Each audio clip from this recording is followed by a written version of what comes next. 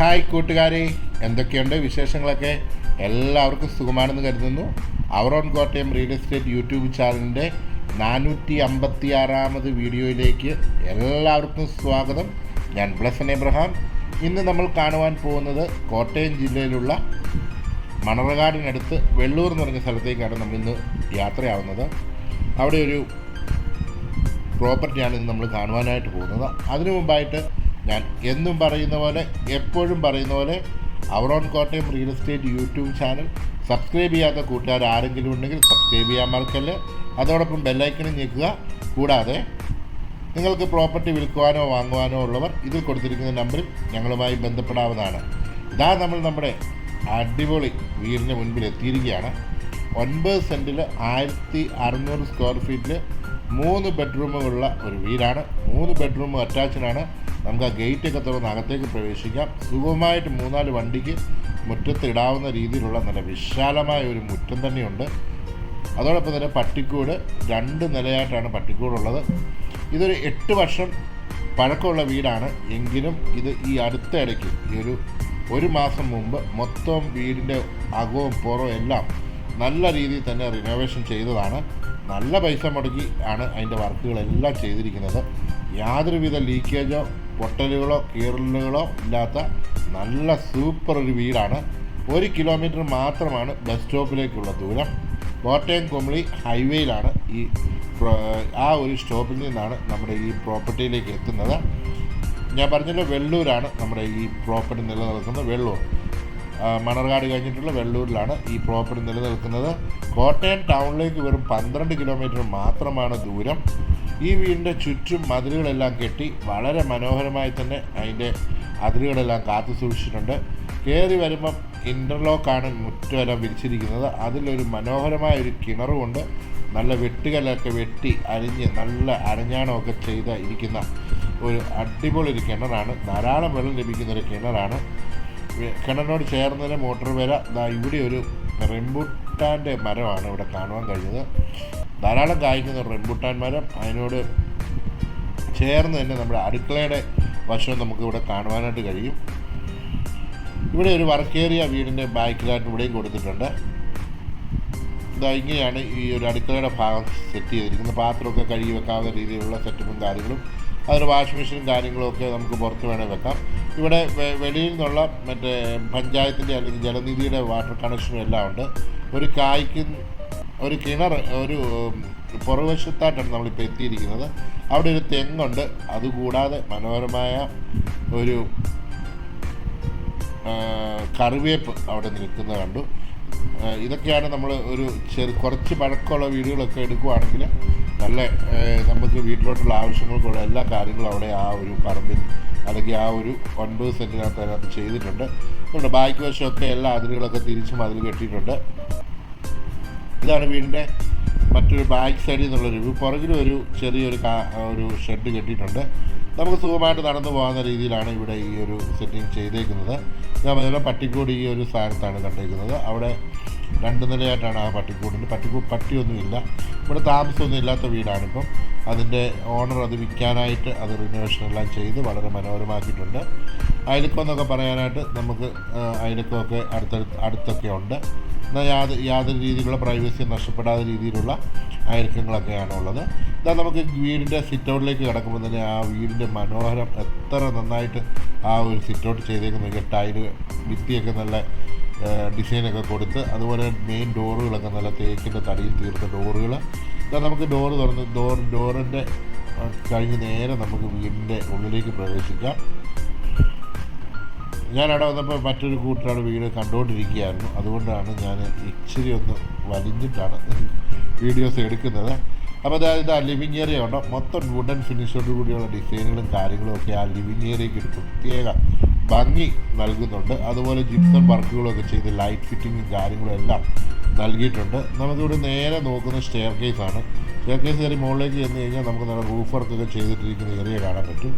ഇതാണ് നമ്മുടെ ഒരു ഡൈനിങ് ഏരിയ എന്ന് പറയാനായിട്ട്. ഡൈനിങ് ഏരിയ നല്ല സെപ്പറേറ്റ് ആയിട്ട് നല്ല മനോഹരമായി തന്നെ ചെയ്തിട്ടുണ്ട്. അതിൻ്റെ കൂടെ തന്നെ ഇതൊരു നമ്മുടെ ആ ഒരു ഡൈനിങ്ങിന് തൊട്ട് മുന്നുള്ള ആ ഒരു പോർഷനാണ്. ഇതാണ് ഡൈനിങ് ഏരിയ കൊടുത്തിരിക്കുന്നത്. ഇവിടെ നമുക്ക് ഡൈനിങ് സെർവ് ചെയ്യാനുള്ള കാര്യങ്ങളെല്ലാം ഇവിടെ ഉണ്ട്. നല്ലൊരു വിൻഡോയും അവിടെ ഉണ്ട്. ധാരാളം വെളിച്ചം നമുക്ക് ആ ഒരു ഏരിയ നമുക്ക് ലഭിക്കും. ഇവിടെ വാഷ് ബേസിനും കാര്യങ്ങളും എല്ലാം കൊടുത്തിട്ടുണ്ട്. ഇതൊരു ജസ്റ്റ് നമുക്കൊരു ഷോക്കേസ് കാര്യങ്ങളൊക്കെ അങ്ങനെയൊക്കെ ഒരു ഏരിയ ആയിട്ട് കണ്ടാൽ മതി. നമുക്ക് കിച്ചൺ കയറിയിട്ട് കിച്ചൺ കണ്ടതിന് ശേഷം ബാക്കിയുള്ള കാര്യങ്ങളെല്ലാം കാണാം.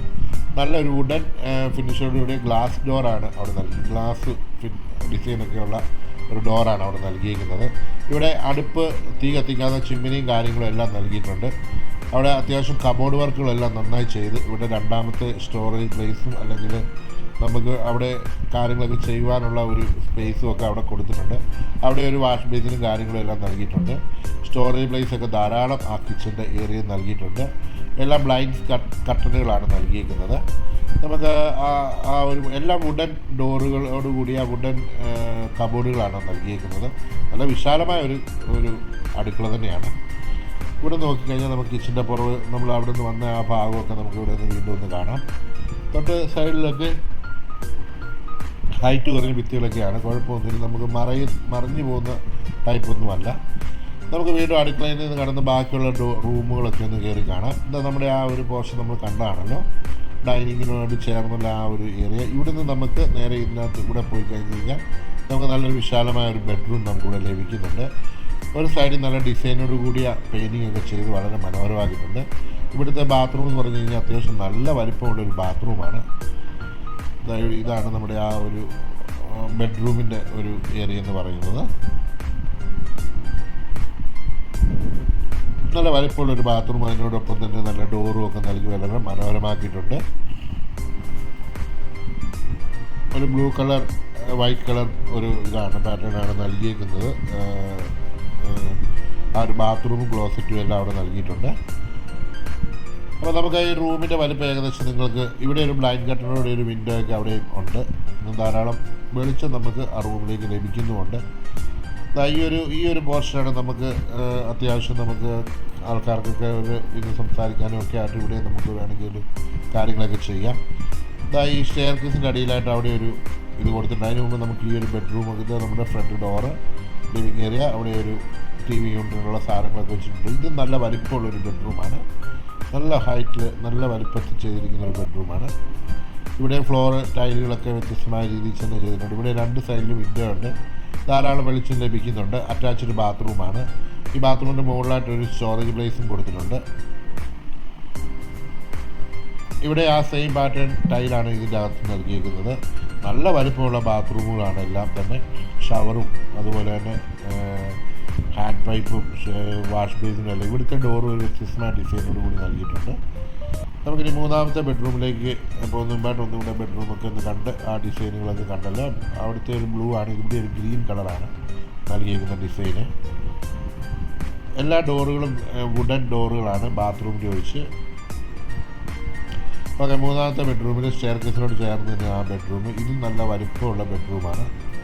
അറ്റാച്ച്ഡ് ബാത്റൂമും കാര്യങ്ങളും എല്ലാം തന്നെയുണ്ട്. ബ്ലൈൻഡ് കർട്ടൻസ് ആണ് ഇവിടെ ഉപയോഗിച്ചിരിക്കുന്നത്. ജനലിന് വളരെ മനോഹരമായ നല്ലൊരു ഫീലിംഗ് നൽകുന്നൊരു ലൈറ്റും കാര്യങ്ങളും എല്ലാം ആ ഒരു വീടിനെ വളരെ മനോഹരമാക്കുന്നുണ്ട്. നമുക്കിനി മുകളിലത്തെ നിലയിലേക്ക് പോകാം. അതിന് മുമ്പായിട്ട് ഈ 8ാം മൈൽ അല്ലെങ്കിൽ ഈ വെള്ളൂരിനെ പറ്റിയൊക്കെ പറയുവാണെങ്കിൽ എഞ്ചിനീയറിംഗ് കോളേജ്, അതുപോലെ തന്നെ മറ്റ് വിദ്യാഭ്യാസ സ്ഥാപനങ്ങൾ, അതുപോലെ ഇപ്പോൾ ഈ ഒരു ഏരിയയിൽ നിന്ന് ഇഷ്ടംപോലെ റെസ്റ്റോറൻറ്റുകൾ, ഷോറൂമുകളൊക്കെ ധാരാളം ഈ ഹൈവേയുടെ സൈഡിലൊക്കെ വരുന്നുണ്ട്. പിന്നെ മെയിനായിട്ട് പറയാനുള്ളത് എല്ലാ ക്രിസ്ത്യൻ വിഭാഗക്കാരുടെയും പള്ളികൾ, യാക്കോബ ഓർത്തഡോക്സ്, അതുപോലെ തന്നെ മർത്തോമ പള്ളി, അതുപോലെ തന്നെ റോമൻ കാത്തലിക്സിൻ്റെ പള്ളി എന്നിവയുണ്ട്. എല്ലാ വിഭാഗക്കാരുടെയും പള്ളികളും അതുപോലെ തന്നെ അമ്പലങ്ങളും ധാരാളമുണ്ട്. അതുപോലെ മുസ്ലിം പള്ളി കേട്ടോ. ഈ ഒരു പ്രോപ്പർട്ടിയിൽ നിന്നൊരു 3 കിലോമീറ്റർ 2.5 കിലോമീറ്റർ അടുത്തായിട്ട് പാമ്പാടി മുസ്ലിം പള്ളി വരും. അത് നമ്മുടെ മോസ്ക് വരുന്നത്. അതും നമുക്ക് ഈ ഒരു പ്രോപ്പർട്ടിയുമായിട്ട് വളത്തിന് അടുത്ത് നിൽക്കുന്നതാണ്. ഇതാ നമ്മുടെ വീടിൻ്റെ ടോപ്പിലാണ് അതിൻ്റെ റൂഫൊക്കെ ചെയ്തിരിക്കുന്നത് കണ്ടല്ലോ. സൈഡിൽ ഓപ്പൺ ആയിട്ടാണ് കൊടുത്തിരിക്കുന്നത്. 2 വാട്ടർ ടാങ്കും ചിമ്മിനിയൊക്കെ നൽകിയിട്ടുണ്ട്. നമ്മുടെ ആ വീടിൻ്റെ ഒരു ഏരിയയിൽ നിന്ന് നോക്കുമ്പോൾ കാണുന്ന ഒരു വ്യൂ ആണ്. ആ സ്റ്റെയർ കേസ് റൂമും എല്ലാം നൽകിയിട്ടുണ്ട്. അവിടെ നെറ്റ് വിരിച്ചിട്ടുണ്ട്. ഏരിയ നിങ്ങൾ കണ്ടത് ധാരാളം വെളിച്ചമൊക്കെ നമുക്ക് ലഭിക്കുന്ന രീതിയിൽ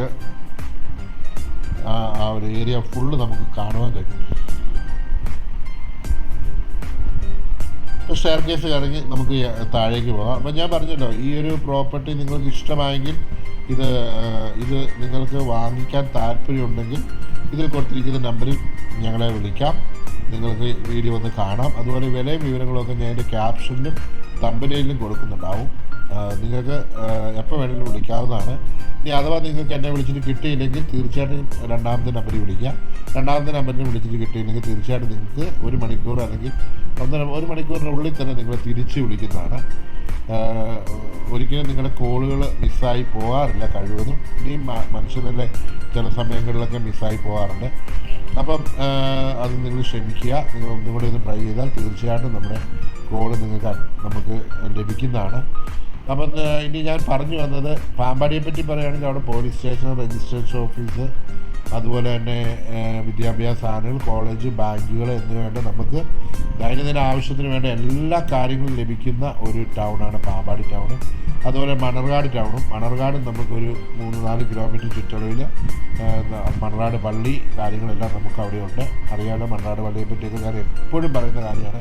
ഞാൻ പറഞ്ഞു, ഇത് 456-ാമത്തെ വീഡിയോ ആണ് നമ്മൾ ചെയ്യുന്നത്. തീർച്ചയായിട്ടും നിങ്ങൾ തരുന്ന ഓരോ പ്രോത്സാഹനങ്ങളുമാണ് നമുക്ക് ഈ ചാനൽ മുന്നോട്ട് കൊണ്ടുപോകാൻ പറ്റുന്നത്. നിങ്ങൾ തീർച്ചയായിട്ടും അഭിപ്രായങ്ങൾ പറയുക. അപ്പോൾ ഇനി അടുത്തൊരു വീഡിയോയുമായി കാണുമ്പോൾ എല്ലാവർക്കും നല്ല ദിവസം ആശംസിക്കുന്നു. Thank you for watching.